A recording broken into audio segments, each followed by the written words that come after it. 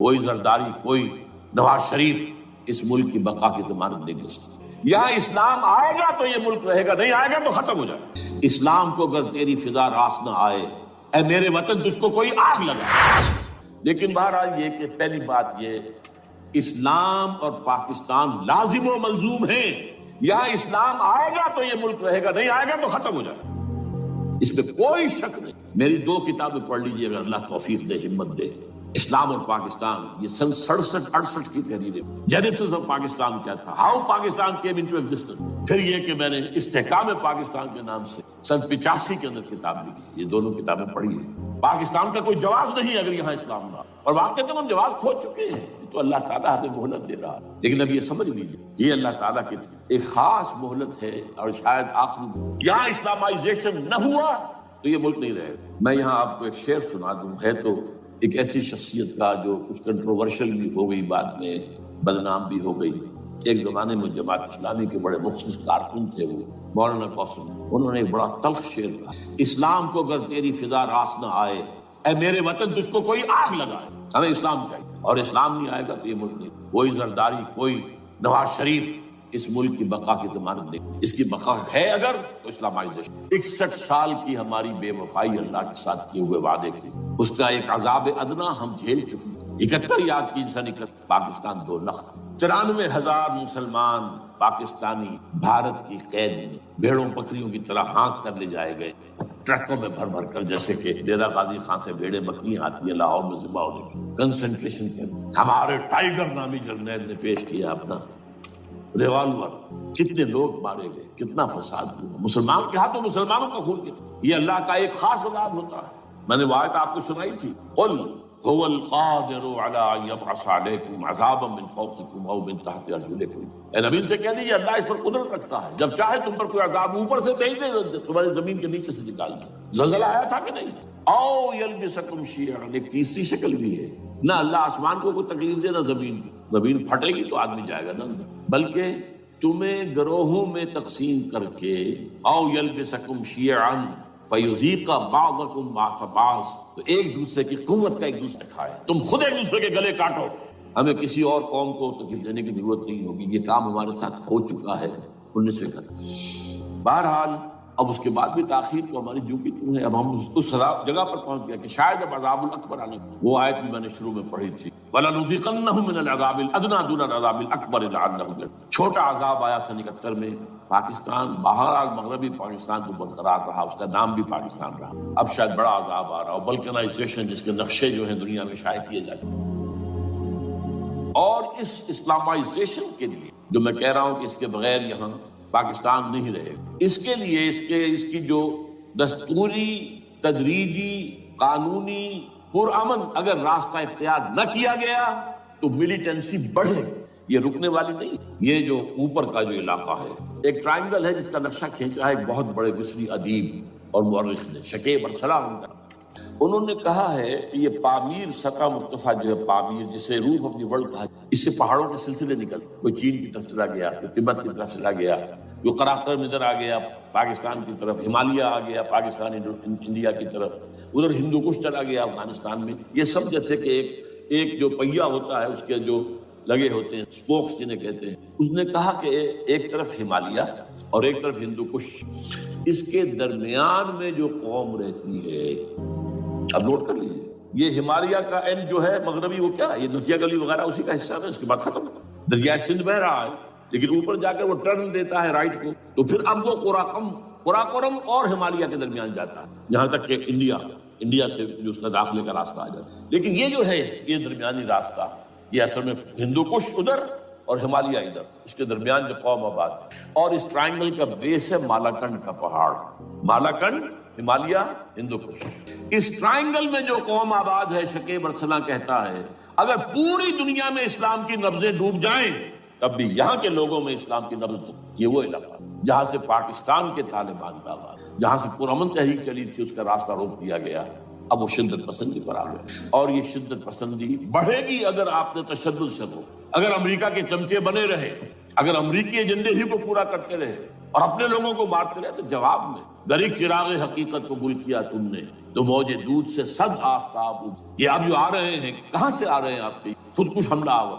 یہ وہی ان لوگوں کے رشتے دار ہیں جو امریکی بمبارڈمنٹ میں مارے گئے. کتنے ہیں جن کے بچے ختم بیٹے مر گئے. یہ جو ہمارے ہاں ایک کمانڈوز کے کیمپ کے اوپر جو حملہ ہوا تھا اور خودکش بمبار جس نے کہ شاید 18-19 بہترین آپ کے کمانڈوز ختم ہوئے تھے، وہ کون تھا؟ وہ خود کمانڈو تھا. اندر کوئی اور تو جا ہی نہیں سکتا تھا. یہ کمانڈوز کا کیمپ تھا اور اس کے میس میں لوگ جا سکے، کوئی جا سکے. وہ خود کمانڈو تھا. اس کی بیٹی لال مسجد کے اندر جلی تھی. اب آپ اندازہ کیجئے کہ اس کے دل میں جو کھول رہا تھا اس نے اس کو ٹھنڈا کیا خود جان دے کر. تو یہ جان لی. ادھر باجوڑ میں حملہ ہوا تھا، ادھر جو ہماری ملٹری پریڈ کے اوپر حملہ ہوا. تو یہ بات رکے گی نہیں. اور یہ ظاہر بات ہے کہ اب شمال سے لے کر نیچے تک کی بات ہے. وہاں پر بھی میں نے شروع بھی کہا تھا یہ خطرہ حقیقی ہے، غیر حقیقی نہیں ہے، وہمی اور خیالی نہیں. اس لیے کہ اب جو اس علاقے سے جا رہے ہیں ہجرت کر کے کراچی، وہی ان کی جگہ ہے، وہیں پر ان کے رشتے دار ہیں، محسود ہیں، وزیر فلاں ہے، یہ ہے وہ ہے، وہاں وہ جا رہے ہیں. اور وہاں پر بھی ظاہر بات ہے کہ جو کچھ ہو رہا ہے افغانستان میں اور جو کچھ ہو رہا ہے شمال سرحدی صوبے میں، اس کا ایک تسلسل ہوگا. میں یہاں یہ عرض کر دوں آپ سے کہ تقریباً 4 سال قبل، بلکہ 4.5 سال، میں انتہائی مایوسی کو پہنچوں کہ پاکستان کا وجود باقی رہے گا. میں نے یہی تقریر کی ہے 29 فروری سن 2004. اس لیے پاکستان جواز کھو چکا. یہ اسلام کے نام پر تھا. ویئر اسلام؟ جو اسلام یہاں ہے وہ تو بھارت میں بھی ہے، وہ تو امریکہ میں بھی ہے. وہ کہاں ہے اسلام کا سیاسی نظام، اسلام کا تعزیراتی نظام، اسلام کا کرمنل لا، اسلام کا سول لا، اسلام کے فیملی لاز کہاں بنائے تھے اس شخص نے جو فیلڈ مارشل بنا تھا، خود ساختہ، جو اس نے قوانین بنائے تھے. تمام علماء نے کہا تھا، تمام مکتبات کہ غلط ہے. تحریک کوئی نہیں اٹھائی، یہ ان کی غلطی تھی، کوتاہی تھی. جمہوریت کی تحریک میں شامل ہو گئے، اس پر کوئی تحریک نہیں. بہرحال وہ نظام کہاں ہے؟ وہ نظام تو قائم نہیں کیا. اس حوالے سے یہ اپنا جواز کھو چکا. دو ریشنل ریزون دیت جسے کہتے ہیں فرینچ کے اندر، ریزون دیت کسی چیز کی ریزن، ریشنل آف ایگزسٹنس نہیں. اس کے بعد یہ کہ پچھلے سال سے کچھ مایوسی میں number 1 chief justice of Pakistan Iftikhar Muhammad Chaudhry کے اندر ہمت اللہ نے دی، وہ کھڑا ہو. جرنیلوں کے جم گھٹے کے اندر ایک سویلین آدمی جو ہے جس درجے کا مرعوب ہو سکتا ہے آپ اس کا اندازہ کریں. اور اس کے بعد اسپونٹینیس موومنٹ کو کلا انہومی شے سوچ نہیں سکتے. یہ موومنٹ جو ہے یہ کوئی اسٹریٹ ارچنز کی چلائی ہوئی نہیں، یہ ہمارے ہاں کے گاموں ماجوں کی نہیں، بلکہ یہ تو پڑھے لکھے لوگ، وکیل، کالے کوٹ، کالی ٹائیاں پہن، یہ جو سختیاں جھیلی ہیں. ابھی تک وہ تحریک چل رہی ہے. اگر سے ظاہر بات ہے وقت گزرنے کے ساتھ ساتھ اس کی وہ تیزی اور تندی میں تو کمی آئی اور حکومت کو موقع ملا ان کے اندر کوئی رفت پیدا کرنا. لیکن بہرحال ان دونوں چیزوں سے میری مایوسی. اب دوسری بات وہ تھی 18 فروری کے الیکشن کا پرامن طور پر میں یہ سمجھتا تھا کہ جو اس کے اندر دخل اندازی ہے، ریگنگ ہوئے. کیسے ممکن ہے پاکستان میں الیکشن ہو اور ریگنگ نہ ہو؟ پھر تحریک چلے ہی چلے، کیونکہ تحریک تو چل رہی ہے پہلے سے، صرف اس کے اوپر تیل اور ڈالنا ہے. اور پھر مدمنی ہوئی ہو، اور پھر دونوں طرف گدھ بیٹھے ہوئے. The NATO forces in the west, Indian forces they will march into Pakistan. اور پاکستان کے ایٹمی دانت توڑ کر Pakistan will be put at the mercy of India, Bharat. Now do whatever you like. Condoleezza Rice کا میں آپ کو بیان سنا چکا ہوں. پاکستان کے مستقبل کا فیصلہ امریکہ اور بھارت میں کرے. بہرحال اب تیسری جو امید ہوئی ہے کہ کل پرسوں میں جو کولیشن جو ہے یہ ناکام ہوتی نظر آ رہی، لیکن یہ کہ صدر کے مواخذے پر یا صدر کے خلاف جو ایک کارروائی ہو رہی، اللہ کرے کہ وہ بھی ہو جائے، یا اس سے بھی بہتر ہے کہ وہ خود ہی استعفیٰ دے کر دفع ہو جائے. بہرحال یہ کہ اس سے بھی ایک پہلو جو ہے پیدا ہوتا ہے. اب یہاں اسلامائزیشن کا پرامن، تدریجی اور اسلام کا دستوری اور قانونی طریقہ کیا ہے؟ وہ طریقہ کیا ہے؟ 1949 اور 50 میں جو عمل شروع ہوا تھا، جو اس کے بعد سے آج تک جو ہے ختم ہو گیا، اس کو اثر دوڑ پیچھے کی طرف گردش ایام. 49 میں کیا ہوا تھا؟ قرارداد مقاصد. وہ گویا کہ پاکستان میں نظام خلافت کی جڑ تھی جو رکھ دی گئی تھی کہ sovereignty belongs to Allah and whatever authority we have it's a sacred امانت. یہ تو اصل استعمال کی جائے گی یہ قوت کتاب و سنت کے دائرے کے اندر. this is خلافہ. in essence it is خلافہ. خلافت کی بنیاد رکھ دی گئی. اس سے پہلے 48 میں سن 47 کی ایک تقریر کی وجہ سے جو غلط فہمی پیدا ہوئی تھی قائد اعظم کی 11 اگست کی، اس کا انہوں نے کراچی کی ہائی کورٹ بار ایسوسی میں جا کے کہہ دیا تھا. کچھ لوگ شرارت کے ساتھ یہ پروپیگنڈا کر رہے ہیں کہ پاکستان میں دستور شریعت پر مبنی نہیں ہوگا، یہ فتنہ ہے، غلط کہہ رہے ہیں، نفی کر دی تھی۔ اب یہ دوسری بات ہے کہ اندھوں کے اندھے جو ہیں وہ اس 11 اگست کی تقریر کو لیے پھرتے ہیں اس کے ایک جملے کو، اور یہ اتنی کھلی بات جو کی شریعت کا لفظ، شریعت پاکستان کا دستور جو سمجھتا ہے کہ شریعت پر نہیں مبنی ہوگا وہ غلط کہتا ہے، وہ شریر ہے، شرارت پیدا کر رہا ہے، یہ خواجہ کے الفاظ۔ بہرحال اس کے بعد ایک عمل کیا ہوا تھا سن 50 میں، یہاں کے سیکولر عناصر نے ایک بڑا شور مچایا، کس کا اسلام لاؤ گے؟ شیعہ کا، سنی کا، دیوبندی کا، بریلوی کا، وہابی کا، کس کا اسلام؟ اللہ تعالیٰ غریق رحمت کرے ان بزرگوں کو، پاکستان کے تمام مذہبی مکاتب فکر کی ٹاپ کی قیادت جمع ہو گئی کرا، شیعہ اہل حدیث بھی، بریلوی بھی، دیوبندی بھی، 31 علماء، جماعت اسلامی بھی، مولانا مودودی بھی اس میں، انہوں نے 22 پرنسپلز ایگریڈ اپون، دستور بنانے کے لیے 22 پرنسپلز ہیں، حاضر ہے بناؤ دستور، اب کوئی دلیل نہیں، تمام مکاتب فکر۔ بعد میں ہوا کیا ہے، اس میں کس کا کتنا رول ہے، یہ بڑی درد بھری داستان ہے، میں اس وقت کو چھیڑنا نہیں چاہتا۔ حاصل کیا ہے، وہاں سے ہمارا پروسیس ڈیریل ہوا، کچھ اپنوں کے کیے، کچھ بیرونی دباؤ، قرارداد مقاصد کی سزا دی گئی لیاقت علی خان کو، تم نے پاس کرائی ہے، اسے ایسے قتل کیا گیا کہ سوراخ تک نہیں ملا گیا۔ یہ ایسے تو نہیں ہوتا، اس کے پیچھے بڑے بڑے کریکٹر، بڑے بڑے کریکٹر۔ اب اس کے بعد وہ عمل کیسے شروع ہو؟ ضیاء الحق نے جو ایک ادارہ قائم کیا تھا فیڈرل شریعت کورٹ، اصولی اعتبار سے بہترین قدم ہے۔ وہ کیا تھا؟ یہ شریعت کورٹ ہے، اس میں کوئی شخص لائے پیٹیشن کہ پاکستان کا فلاں قانون جو ہے میں ثابت کرتا ہوں کتاب و سنت کے منافی ہے، یا کورٹ سو موٹے لے لے کسی بھی معاملے کو، ایگزسٹنگ جو قوانین ہیں ان کا جائزہ لے کہ اس میں یہ پورا قانون یا اس کی یہ شک جو ہے یہ خلاف شک، اس پر آرگومنٹ، دونوں طرف کے دلائل ہوں، علماء بھی آئیں، وکلاء بھی آئیں، بحث کریں۔ شریعت کورٹ کا تو میدان ہوتا کھلا، بالآخر اگر کورٹ فیصلہ دے دے کہ ہاں یہ ایگزسٹنگ قانون یا جو قانون قابل زیر غور ہے بننے جا رہا ہے یہ خلاف شریعت ہے یا جزوًا شریعت کے خلاف ہے، تو وہ اسے کینسل کر دے گا اور کہہ دے گی کورٹ کہ اگر یہ مرکزی معاملہ ہے تو مرکزی حکومت، صوبائی معاملہ تو صوبائی حکومت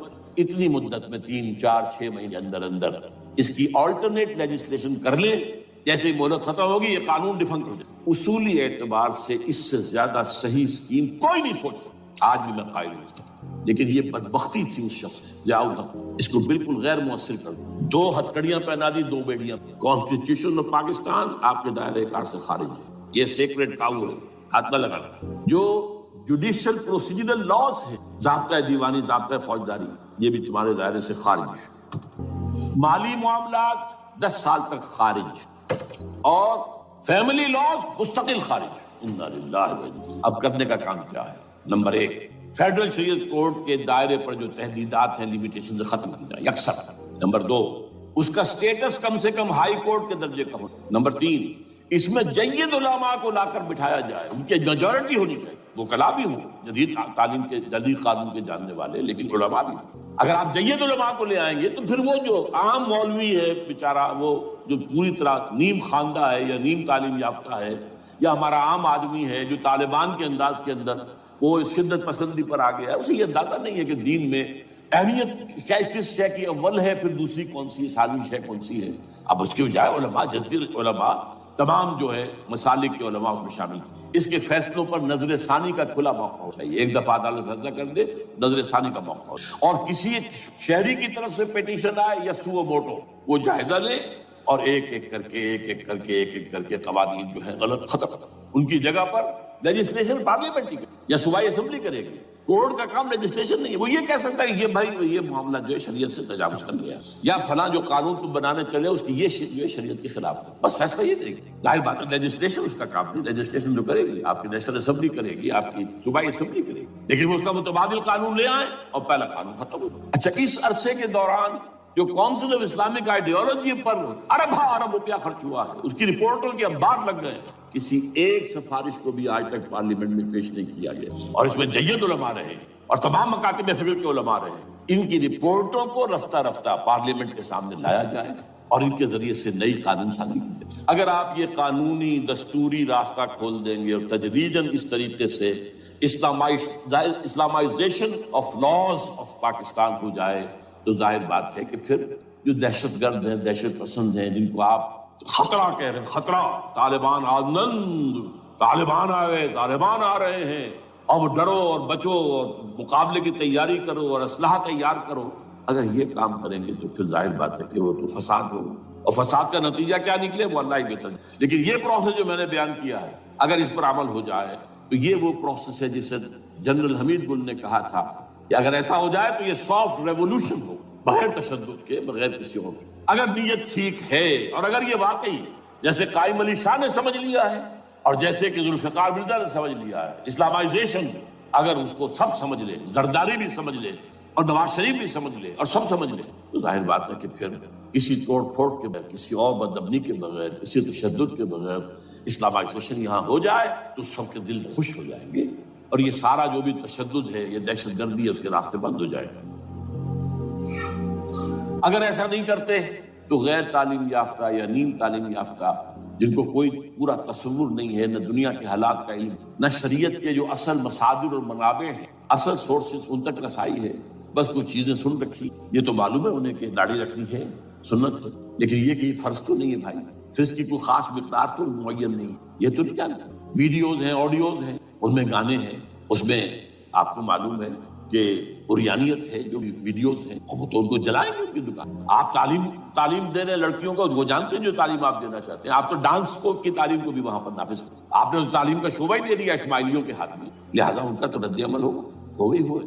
اس کا راستہ اگر روکنا تو اس پروسیس سے جو میں نے بیان کر دیا ہے، جس کو میں بیان کر رہا ہوں نہ معلوم کب سے، نواز شریف صاحب، ان کے والد میاں محمد شریف صاحب مرحوم، اور شہباز شریف صاحب اور عباس شریف صاحب چاروں میرے پاس آئے تھے، 2 دفعہ آئے تھے، اور میں نے یہ ترمیمی بل پیش کیا تھا جس کے آئٹم میں نے آپ کو گنوا دیے، بہرحال نہیں کیا کچھ، لیکن یہ کہ اگر یہ نہیں کریں گے تو یہ کہ دوسری طرف یہ سمجھ لیجئے اس وقت پاکستان کے دینی مدرسوں میں شدید تحریک چل رہی ہے۔ لال مسجد یہ ایک سمبل بن چکی، یہ ایک علامت ہے، اور یہ ملیٹنسی کی طرف بہت بڑی تعداد میں، خاص طور پر جو طالب علم ہیں عربی مدارس، طالبان کی سورس یہی تو ہے نا، یہی تھے جن سے کہ افغانستان میں طالبان ابھرے تھے اور یہیں سے پاکستان کو ابھر رہے ہیں۔ ان کے اندر شدید لہر ہے اور کوئی بہت بڑا فساد ہو گیا اگر خدا نہ خواستہ تو that will be the end of Pakistan۔ اس سے بچنا ہے تو وہ راستہ اختیار کریں جو میں نے بیان کر، جو میں سال سے بیان کر، دستور کا ترمیمی بل بنا کر دیا،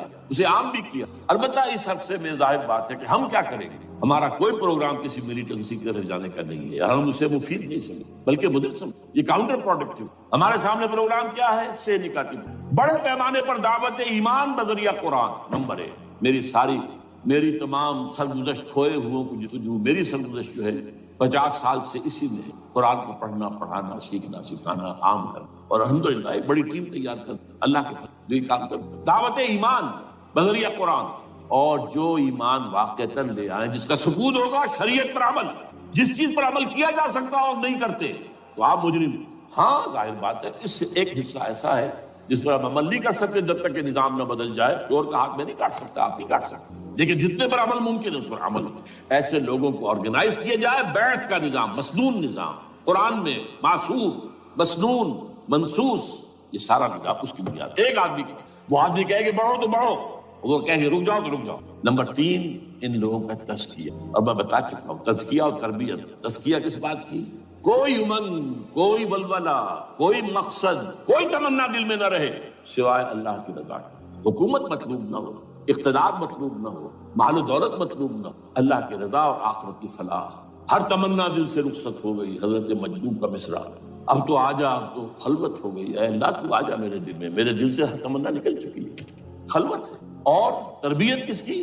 کہ تیاری ہو جائے اس بات کی کہ تن من دھن سب لگا دیں، جان بھی دے دیں گے جب موقع آئے۔ چوتھا کیا کہ جب تک یہ تعداد کافی نہ ہو، یہ نہیں ہے کہ 150 آدمی لے کر کسی ایک جگہ پر کسی لال مسجد کو ہم مرکز بنا کر بیٹھ جائیں، نعرہ لگا دیں، بولگیر جماعت، اور وہ بھی معتدل تعداد پہ، وہ جب تک نہیں ہوتی تو ہم یہی 3 کام کریں گے، دعوت ایمان بذریعہ قرآن، تنظیم بذریعہ بیعت، مسنون بیعت، تزکیہ اور تربیت کرتے رہیں گے۔ بانشہ درویشی در ساز دمادم زن، دمادم زن، دمادم، یہی کام کرتے رہو، نو ملیٹنسی، نو الیکشن۔ لیکن جب تعداد کافی ہو گئی تو ایک منظم اور پرامن مطالباتی اور احتجاجی تحریک